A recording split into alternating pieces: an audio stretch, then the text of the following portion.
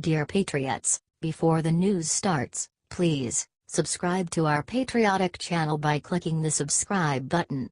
Give us a thumbs up to this video. Don't forget to leave your opinion below in the comments section. Share the news on Facebook and Twitter so you friends see it. Thank you. Victory. What Mueller just did to Priebus confirms they have nothing on Trump. The Mueller witch hunt took dramatic new steps this week.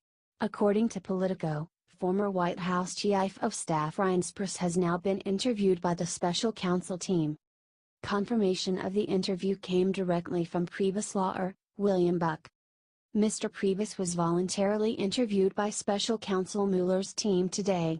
He was happy to answer all of their questions, Burck said.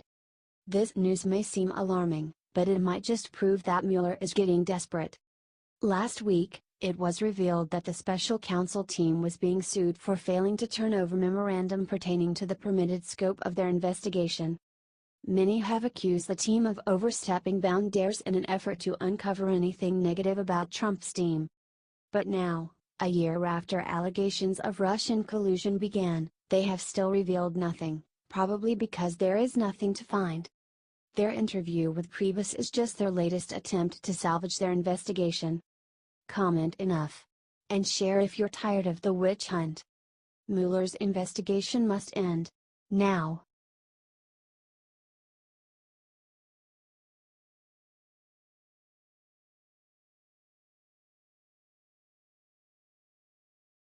President Trump just made huge Christmas announcement that will make Christians say amen. President Donald Trump walked onto the stage during the Values Voter Summit and the crowd erupted in joy the moment they saw him. Still, they had no clue what they were in store for.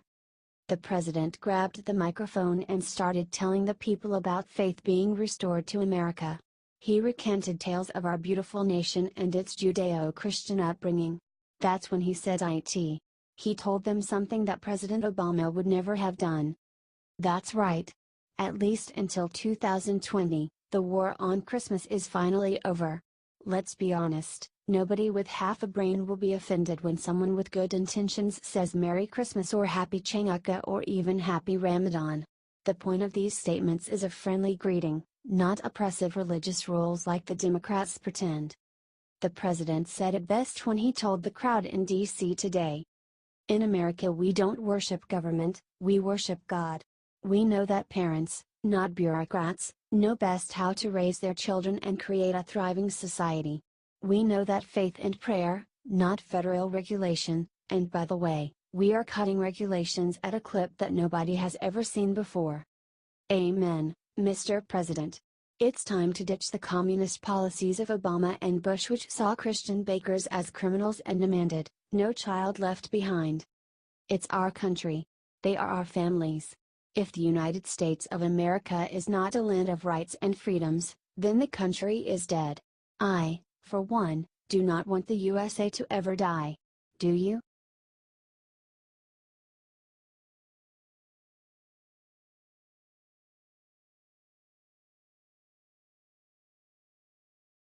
Oh my God.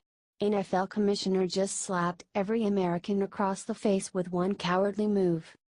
President Donald Trump told the entire nation that he will not tolerate NFL players disrespecting their country by kneeling during the national anthem. After that, more players began to kneel. This was strictly to spite Trump, and no other reason. For the most part, players have no clue why they're kneeling. They'll say it's to bring awareness to social injustice, racism, and police brutality, but simple facts will dispel all that BS in seconds flat. There were rumblings that the league was going to change their rules and require players to stand for the Star-Spangled Banner. Dallas Cowboys owner Jerry Jones even said that any of his players who knelt would be benched. Now, the NFL has made their decision in a statement released by the Players Union. There will be no rule change whatsoever. Players can continue to kneel.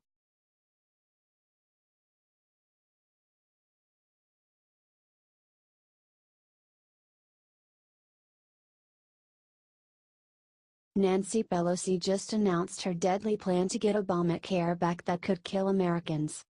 The Democrats have been in full crisis mode since President Trump signed an executive order yesterday ending the billion in illegal subsidy payments they were using for Obamacare. Now they are so desperate that House Minority Leader Nancy Pelosi has announced a desperate and deadly plan to get the payments back. She wants to hold the disaster payments hostage. That's right.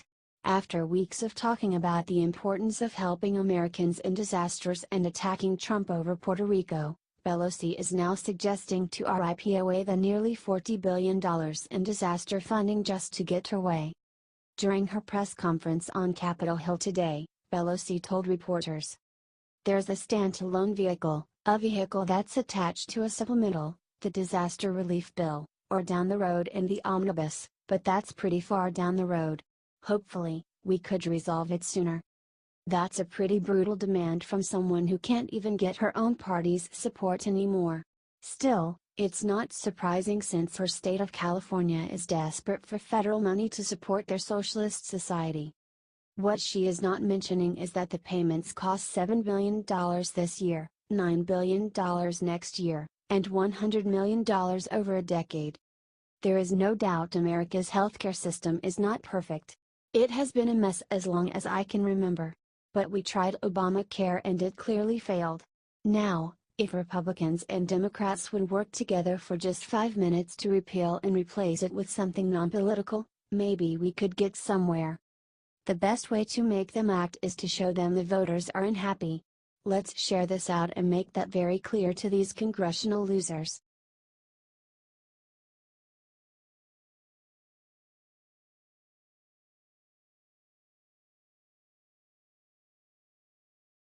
Open rebellion. 15 states just openly revolted against the President of the United States.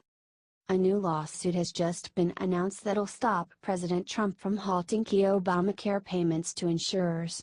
These 15 states and Washington, D.C. are signing a new lawsuit that will be filed today, according to Sarah Levenheim, a spokeswoman for California Attorney General Xavier Becerra. California and New York are the states leading the charge. On Tuesday night, Trump announced that he would stop paying insurers for Obamacare.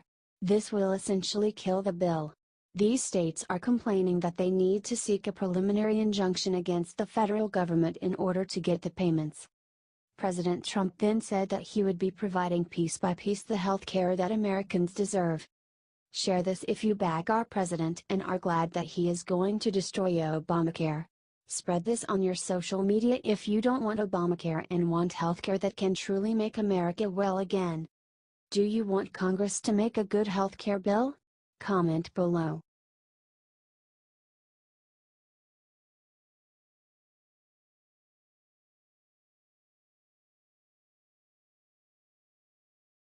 This was not a scuffle, Rand Paul's wife says. What really happened during his attack?